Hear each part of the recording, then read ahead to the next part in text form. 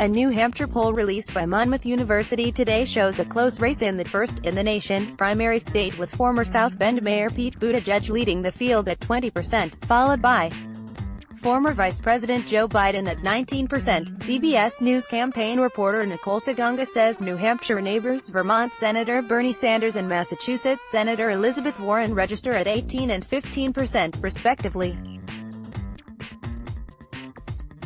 Minnesota Senator Amy Klobuchar earns 6%, Hawaii Representative Tulsi Gabbard and businessman Tom Steyer come in at 4%, and entrepreneur Andrew Yang registers at 3%. Compared to Monmouth University's last New Hampshire survey in September, support for Buttigieg has grown the most, up by 10 points. Sanders has increased his share of support by 6 points, while Elizabeth Warren and Joe Biden's numbers have dropped by 12 points and 6 points respectively. Even if the field winnows, the race appears neck and neck. The poll probed New Hampshire voters on who they would support if the nomination race came down to just the 4 leading candidates come the February 11th primary. In this hypothetical race, Biden's vote share grows by the most, earning 5 points to 24%. Buttigieg, Sanders and Warren all gained 3% by the same measure.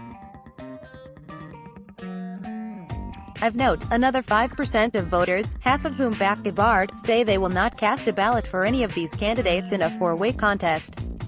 Trail markers. More and trail markers. This poll does not qualify any additional candidates for the debate stage.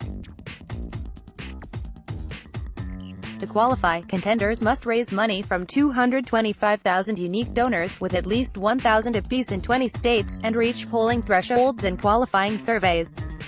Candidates can hit that mark with either 4 different polls of at least 5%, or 2 polls of at least 7% from early primary and caucus states, Iowa, New Hampshire, South Carolina or Nevada. Only 5 candidates have made the stage: Biden, Buttigieg, Klobuchar, Sanders, Steyer and Warren. Yang, who recently launched a "If we don't make the debate, we're growing" independent of media opportunities, Yang remarked from the CANDIDATESJOE. Biden. Los Angeles Mayor Eric Garcetti is set to endorse former Vice President Joe Biden's presidential bid, according to multiple Democratic officials familiar with his plans. CBS News political correspondent Ed O'Keefe says the official endorsement is set to be made Friday morning in Los Angeles, and Garcetti is expected to be named a national campaign co-chairman. News of the endorsement was first reported by the New York Times. Long Beach Mayor Robert Garcia also announced this week that he would be endorsing Joe Biden, ahead of touring an infrastructure project with the former vice president in his city. Garcia had been a prominent backer of Kamala Harris, campaigning for the then presidential candidate throughout the country. CBS News campaign reporter Alex Tin says Biden has courted former Harris endorsers in the Super Tuesday state, where he has jockeyed with Bernie Sanders to capture the lion's share of the state's more than 400 pledged delegates. Biden is ready to lead our country on day one, Garcia tweeted Thursday. He will stand up for the LGBTQ community, immigrants, and working-class families. He can unite our party. Let's go. CBS News campaign reporter Nicole Saganga also says New Hampshire State Senator Martha Fuller Clark has decided to back Biden. Fuller Clark is the first DNC member from the state to endorse a 2020 presidential candidate. I certainly think that the international crisis that we're facing over the last week was one of the key reasons that I felt it was important to call up now and support the vice president as our next president, the 5-term state senator told CBS News. He has unparalleled experience with regard to foreign and international affairs, and there's no question in my mind that we need someone with that type of background and experience to be running the country over the next 4 years, Fuller Clark continued. I also believe that his best position to pull the country together and to beat Trump, which could not be more essential right now that we have a candidate who is in the best position to do that. According to CBS News count, 7 of New Hampshire's 14 Democratic state senators have backed a candidate. All 4 members of New Hampshire's congressional delegation have refrained from picking a presidential contender so far. Mike Bloomberg's presidential campaign has brought on yet another operative with ties to Capitol Hill. Gisela Cevis, the political director of BOLDPAC, the super PAC for members of the Congressional Hispanic Caucus, is joining the former mayor's campaign, according to multiple people familiar with the move. Cevis began informing members of the caucus of her job plans today, the people familiar with her plans said. Cevis referred questions about her next move to the Bloomberg campaign, which didn't immediately reply to requests for comment. She previously worked for Emily's List, the DSCC, and on the re-election campaign of Senator Michael Bennet. CBS News political correspondent Ed O'Keefe reports Bloomberg continues to staff up, with more than 500 personnel deployed nationwide and stationed at a Times Square headquarters in New York. Those being hired or sat out to join the campaign are those with specific experience in the 14 states holding Super Tuesday contests or that have been part of general election campaigns in the past. Pete Buttigieg. Maryland Congressman Anthony Brown endorsed Pete Buttigieg Thursday, according to CBS News campaign reporter Jack Turman. Brown is the first Congressional Black Caucus (CBC) member to endorse Buttigieg and is Buttigieg's first national campaign co-chair. Our country needs a president who can heal our divides and restore decency to our nation's highest office, Brown said in a statement. Pete's message is not defined by exclusion but welcomes everyone into the fight to tackle our nation's greatest challenges. Brown is also a Harvard alum and a military veteran. He also traveled to Iowa with Buttigieg on a recent campaign swing. Buttigieg also received endorsements from local leaders in Iowa on Thursday, including Iowa State Representative Kristen Sunda and Kirsten Anderson, a women's rights advocate who previously endorsed New York Senator Kirsten Gillibrand. Tom Steyer's son Sam met with a couple of College of Charleston sophomores at a local coffee shop Thursday to hear from students about their thoughts on student debt and other issues that concern them most. The 31-year-old co-founder of a budding San Francisco-based clean energy company told CBS News campaign reporter Lecrae Mitchell that the message he hopes to share a message of unity with college students. We find when we talk to college students that they are really informed and thoughtful, really idealistic, really practical. We agree with them on a lot of priorities: climate change, living wage, access to healthcare, Sam Steyer said. What we want to say to them is in 2020, there are more people across the country who share our vision, but in order to enact it we need to win the presidency and we need to win up and down the ballot. We need to win in Congress, we need to win in state and local races, and that's a matter of turnout. This is Sam Steyer's second visit to the Palmetto State, where his dad's campaign now boasts the largest number of paid staffers, 84, and 4 field offices. President Trumpmr. Trump will hold his first rally of the election year on Thursday night in Toledo, Ohio. The rally will be his first since tensions heightened with Iran in recent weeks and since Speaker Nancy Pelosi decided to delay sending over the articles of impeachment to the Senate. CBS News political unit associate producer Eleanor Watson notes that this rally comes in the middle of a swing through Midwest states that secured his 2016 victory and will be crucial to winning the general election in November. The last 2 rallies of 2019 took place in Pennsylvania and Michigan, and his first 2 of 2020 will be in Ohio and Wisconsin. Trump won Ohio's 18 electoral votes by 8 points in 2016, but the state picked Obama in 2008 and 2012. Watch the rally here. Elizabeth Warren ahead of Julian Castro's visit to the state this weekend. For Elizabeth Warren, CBS News campaign reporter Alex Tin says DNC National Committee woman Allison Stevens has joined the former Obama housing chief in endorsing Warren. Once one of Castro's more prominent backers in the state, Stevens praised both as unapologetically progressive. Elizabeth Warren shares Secretary Julian Castro's vision of an America that works for everyone, Stevens said in a statement released by the campaign. State by StatesOuth Carolina. With just 51 days until the South Carolina Democratic primary contests, the Biden campaign announced Thursday that it will launch the South Carolina Soul of the Nation surrogate bus tour to take place days before the former vice president's visit to the state next week. senior advisor Simone Sanders, actor Sean Patrick Thomas, Olympic figure skater Michelle Kwan, and others will headline the four-day swing scheduled to begin next Wednesday. According to the campaign, the team will stop by beauty shops, historically black colleges, and other sites in 15 of the state's 46 counties. By the end of the swing, 39 counties will have been visited by either Biden or his surrogates this cycle. CBS News campaign reporter Lecrae Mitchell reports that Biden, who last visited South Carolina in November, has continued to outpace his competitors by double digits and has managed to pick up key endorsements during his absence. According to the campaign, the bus tour is comparable to the We Know Joe surrogate bus tour that began in Iowa Tuesday, featuring former Secretary of State John Kerry and Atlanta Mayor Keisha Lance Bottoms. Well, half a dozen Democratic presidential candidates have rolled through Iowa on buses this political season, and Mayor Pete Buttigieg wheeled through all 10 counties in New Hampshire during his bus tour in November. Biden's surrogate tour will be the first of its kind in South Carolina this election cycle.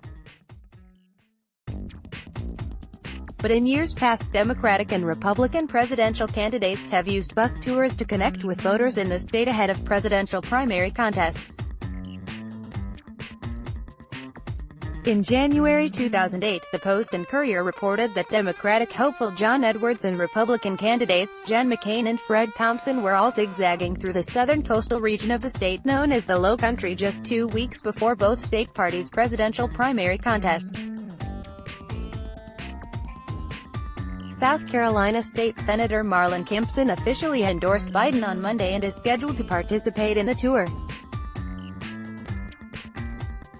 What we are seeing in Iowa is that pressing the flesh, slapping backs, kissing babies, works, and this is the type of campaigning that South Carolinians are used to, the grassroots-style knocking on doors, where you interact with voters, said Kimpson.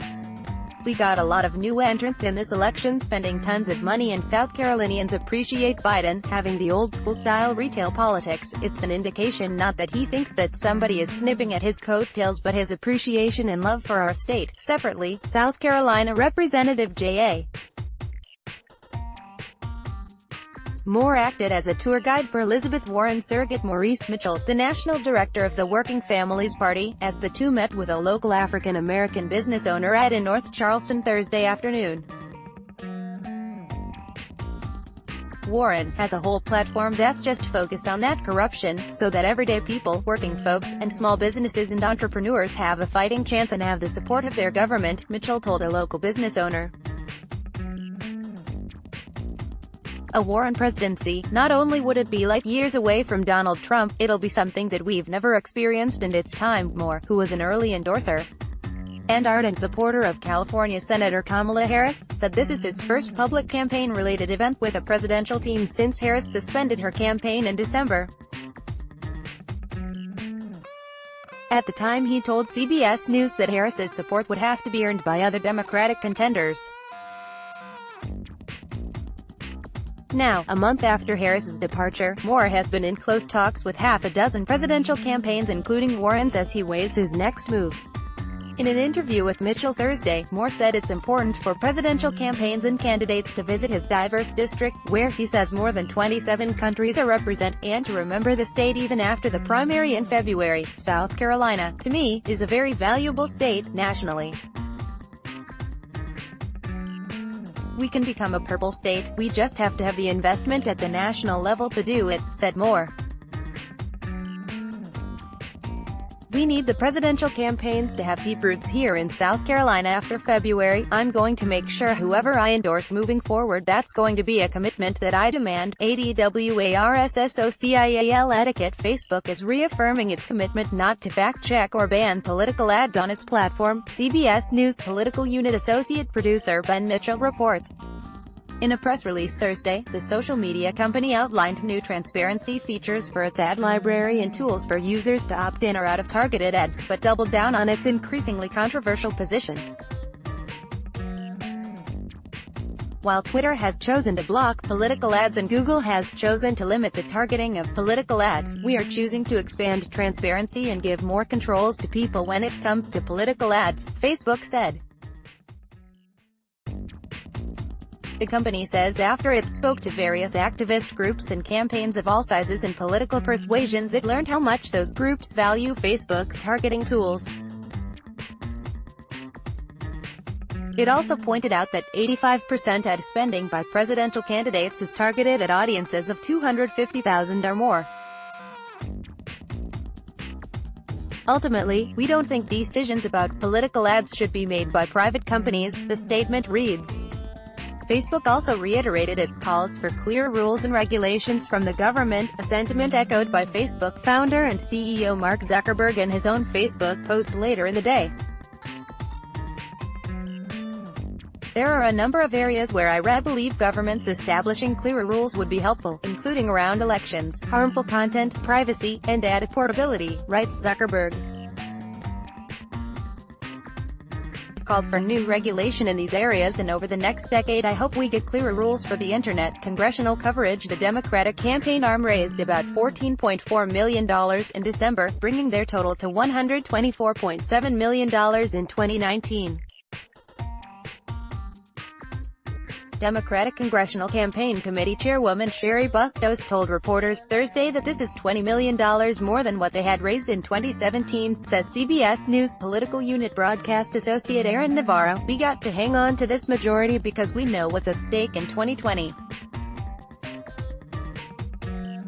We are going to play very, very aggressively in what in some cases has been long-held Republican territory. We've got the resources to get the job done, Bustos, an Illinois Democrat, said. Bustos noted more than three-quarters of the DCCC's frontline members, House Democrats in vulnerable 2020 districts, raised more than $500,000. One of those members, Joe Cunningham of South Carolina, announced they raised $900,000 in the fourth quarter. Bustos and DCCC Executive Director Lucinda Ginn emphasized that House incumbents and candidates should continue to emphasize hyper-local issues and run like a mayor, as Bustos put it. House Democrats have also been promoting their passage of H.R. 3, a bill that lowers prescription drug costs. The push comes as Republicans hit hard on vulnerable Democrats for their vote on impeachment in the closing months of 2019. The DCCC had said impeachment did not make a huge impact on their strategy or on polling numbers. Look, we ran on our "for the people" agenda.